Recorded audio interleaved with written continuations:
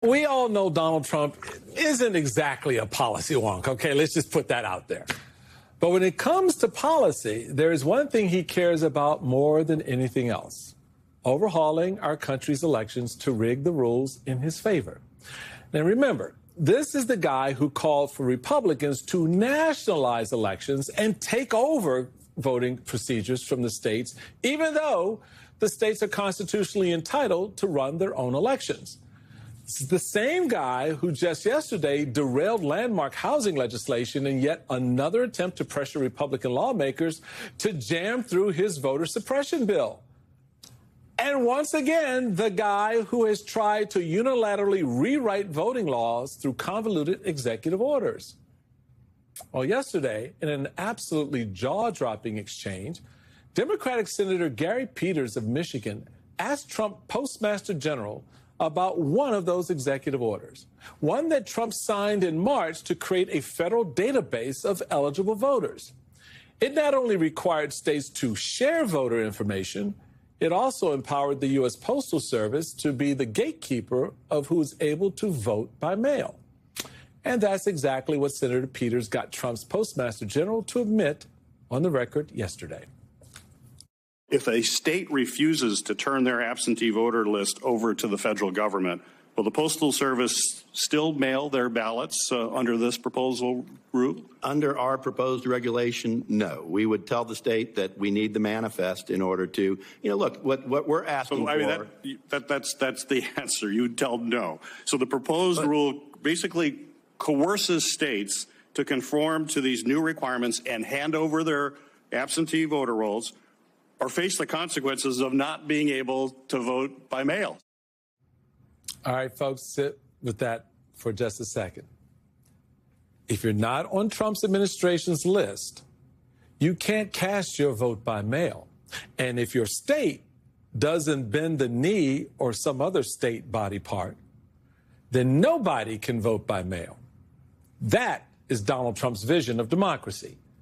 But today, we actually got some good news on that front. Yes, there is a cavalry out there. Just this afternoon, a federal judge struck down that executive order restricting vote by mail. And that decision came just one day after a different federal judge blocked another executive order intended to restrict voting, one requiring proof of citizenship, like your birth certificate, just to register to vote. Now, as the judge in that case pointed out, the Constitution does not grant the president any specific powers over elections. Just a little constitutional law for you there. Yep, Donald Trump, 101. Come on, you can't do it. Well, that rebuke may explain why Trump suddenly launched a new pressure campaign aimed straight at Congress yesterday. You see, that ruling I just mentioned came down yesterday morning at 9:51 a.m. Just 35 minutes. At 10:26 a.m., Trump made that infamous announcement that he would not sign the bipartisan housing bill until Congress passed his restricted voting bill, the so-called Save America Act. Now, maybe that was just a little coincidence, just some bad timing. But the fact that Donald Trump is once again trying to bully Republicans into passing his stalled voter suppression bill does prove one thing. Trump knows that he can't just rewrite American election laws on his own. If he wants to make it more difficult for you, every American out there, to vote, he knows he is going to need Republicans in Congress to do it. And right now, it doesn't look like that will happen anytime soon. Currently, Trump's election overhaul wish list is stuck in the Senate, where the Republican Majority Leader, John Thune, has maintained repeatedly that he doesn't have the votes to pass it over the 60-vote filibuster threshold, let alone enough Republican votes to kill the filibuster and pass it with a simple majority. Last night, guess what John Thune did? He got consent of all 100 senators, every last one of them, to start their July 4th recess. They gone. And honestly, folks, senators, take your time. It's a long summer. Enjoy it. Joining me now is Democratic Senator Gary Peters of Michigan. Senator, Dude, I don't know what voodoo or mojo you found to get that moment. But how did you manage to get Trump's postmaster general to make that incredible admission in the first place? You know, you've had this administration stonewalling and saying all kinds of stuff. But to hear someone actually admit, yeah, that's what we're going to do. We're trying to limit mail-in voting unless states turn over their voter rolls. You had to have been thinking to yourself, this is a good day to be a senator. Well, it was remarkable, but you can't hide the facts. It's very clear what the president was trying to do was to basically, as you've mentioned in the opening here, is to take over elections at the federal level. And we all know the Constitution is incredibly clear that it's the states that run the elections. It's the history of our entire country. Our local communities and states run these elections. You don't want the federal government involved. Certainly our founders were very concerned about that kind of overreach. And to use the Postal Service, you know, here it is, a very trusted institution where people know that if they put an address on an envelope and drop it in the mailbox, it's going to go to where it's supposed to go. It's an incredibly important service. In fact, the Postal Service is actually written in the Constitution. You know, Ben Franklin was the first postmaster general. They thought that the only way you keep a very large and diverse nation together is by having a postal service that delivers to every single address in America. It's the only entity that does that. None of the private companies do that. They can't do what the Postal Service does. And so when it comes to probably the most important mail that the post office delivers, which are ballots, which are fundamental to our democracy, to use that power to say we're going to use that leverage, we're not going to allow mail-in voting unless we get all of these records and put it into a federal depository. And what could go wrong with that? We know a lot can go wrong with that. In fact, we understand that the Homeland Security Department is looking at how they might be able to cross-reference some of this information that's coming into the Postal Service. This should be incredibly frightening to all Americans to think that this could possibly go forward. It's why we have to push back very aggressively, as we are. And certainly in my committee and other folks, I signed a letter with every single member of the Democratic caucus calling out the administration on that. You mentioned the court case that we had today, but that we also have to remember that only covers 23 states, the 23 states that brought the lawsuit. So the other 27 states aren't part of that. They could be subject to this. So, and I suspect we'll have the Trump administration also going to be appealing this decision. So this fight's not over.